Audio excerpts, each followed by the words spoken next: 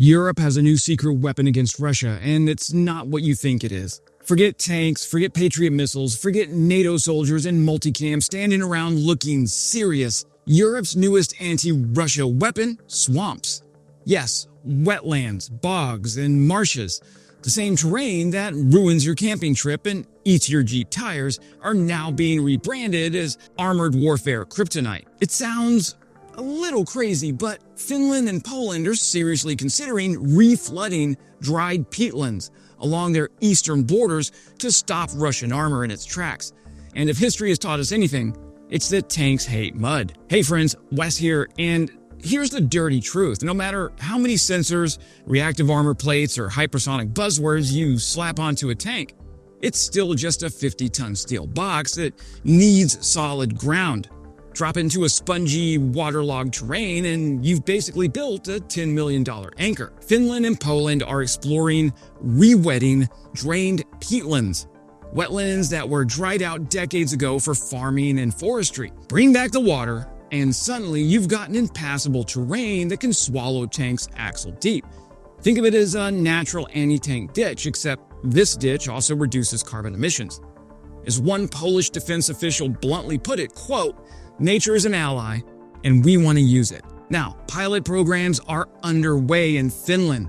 The Ministries of Defense and Environment are sitting down this autumn to identify candidate peatlands near the Russian border for restoration. In Poland, consultations are ongoing as part of the Eastern Shield program, already a web of minefields, dragon's teeth, and bunkers. And here's the kicker. The Greifswald Meyer Center, yes, that's a real thing, has floated an EU fund of up to 500 million euros to restore 100,000 acres of bogs across the region. This is environmental planning with a side order of deterrence. Brussels loves it because it ticks two boxes: climate goals and defense goals. NATO loves it because it forces Russian tanks into narrow, predictable corridors, and predictable corridors make artillerymen very happy. Of course, you can't just turn a farm into a swamp overnight without making a few enemies. In Finland, drained peatland is profitable forestry land, and in Poland and the Baltics, farmers worry about rising water levels and lost livelihoods. Expect compensation schemes, EU subsidies, and something called palaticulture, basically farming reeds, moss, and wetland crops. Not exactly wheat and barley. But hey, at least your tractor won't drown. Defense planners are adamant. Wetlands are meant to be eco-tourist traps. They're designed to be serious obstacles, shaping battlefields long before a single Russian tank crosses the border. If you want modern proof that water is a weapon, look no further than Ukraine. In 2022, Ukrainian forces blew the Kozarovichi Dam, flooding vast terrain and bogging down advancing Russian units. Vehicles were stuck axle deep, convoys stalled, and Kyiv bought precious time. It worked brilliantly, but it came at an environmental price. Damaged infrastructure, pollutants washed into rivers, and civilians displaced. That's why Finland and Poland prefer controlled peatland restoration over last-minute just blow-the-dam tactics. Do it right, and you get biodiversity, carbon sinks, and tank-proof barriers. Do it wrong, and you get an inland sea of mosquitoes. Now, wetlands cut both ways. They can stop Russian armor, but they can also slow NATO reinforcements. Germany has already raised this concern. If the battlefield turns into a bog, how does NATO counterattack without getting caught in the swamp? Actually, this might be a good time to resurrect my pitch for more hovercraft in NATO's and Ukraine's arsenal. Last year, I made a video about how Ukraine could cross Russian minefields with military hovercraft. Hovercraft ride on a cushion of air. They distribute their weight evenly, meaning pressure-fused mines often don't detonate. Mythbusters even tested a small hovercraft through a simulated minefield, and it floated right over it. The same concept applies to wetlands, of course, but these craft will never be as heavily armored as tanks.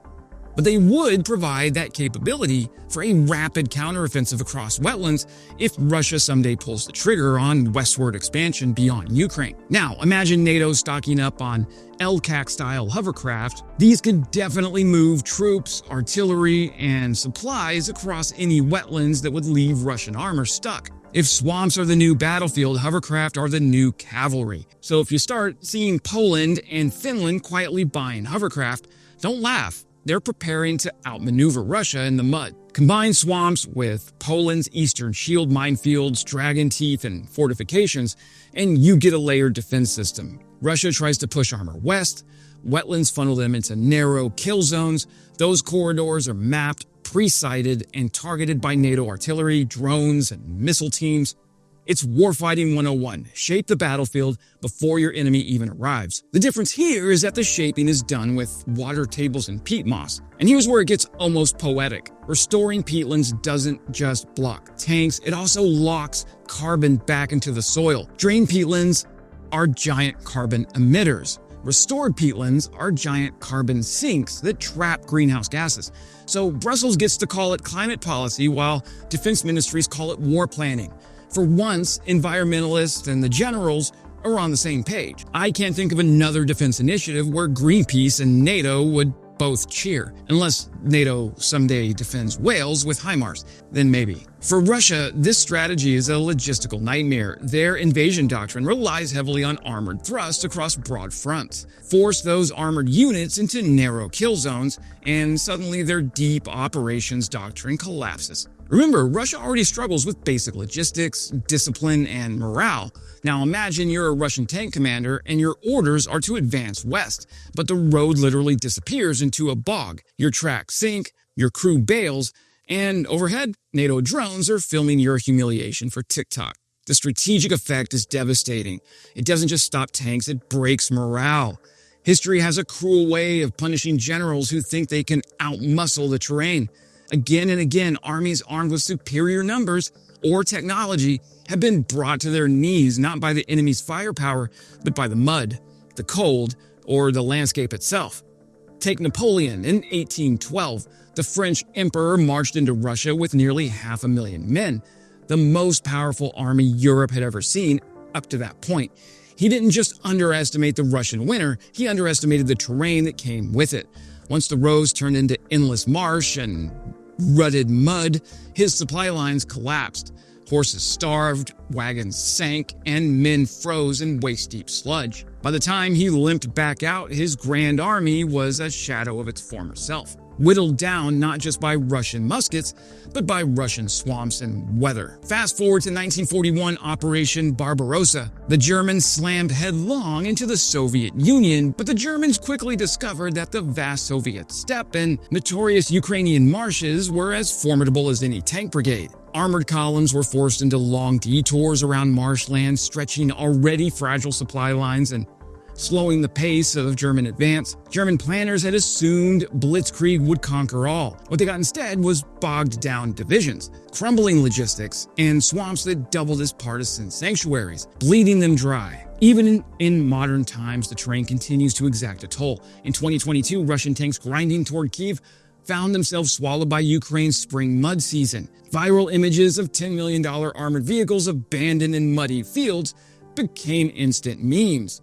But the military reality was brutal. Columns stalled, logistics collapsed, and Ukrainian troops with javelins and drones turned those stuck convoys into scrapyards. Putin's generals hadn't just underestimated Ukrainian resistance, they had once again underestimated the power of mud. Now, imagine the next Russian general eyeing the borders of Finland, only this time the swamps aren't incidental, they're deliberate. Rewetted peatlands and restored bogs could swallow tanks whole, funneling armored columns into these kill zones I mentioned. In effect, the terrain itself becomes the first defender, softening the enemy long before the first shots are fired.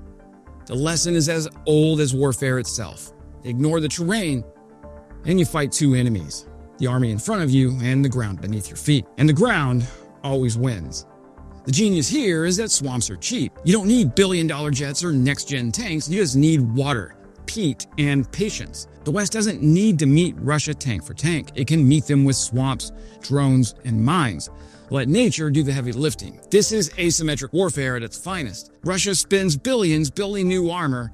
NATO restores wetlands for a fraction of the cost and gets both climate points and military advantage. Add in NATO artillery, drones, and maybe even hovercraft, and the swamp becomes the cheapest, greenest, and most humiliating anti-tank weapon Europe has ever fielded. So yes, the future of warfare might not just be hypersonic missiles or AI swarms, it might be mud. Lots and lots of mud.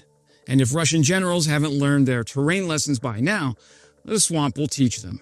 Slowly, painfully, and very, very wet. That's it for today, friends. If you watched this video all the way to this point, then you clearly care about European security. Consider hitting that subscribe button to keep this channel healthy. And as always, glory to Ukraine, glory to the heroes. Crimea is Ukraine.